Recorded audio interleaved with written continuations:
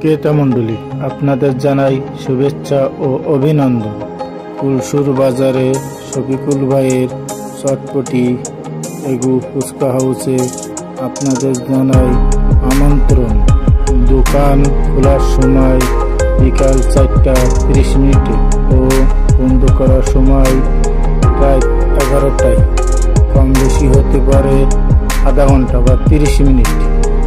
সম্পূর্ণ খাবার নিজে হাতে তৈরি করা হয় এবং পরিষ্কার পরিচ্ছন্নভাবে তৈরি করা হয় ও সিজনালি সালাদ, কাঁচা জাল, নিজে হাতে তৈরি করা মশলা দিয়ে চটপটি তৈরি করা হয়।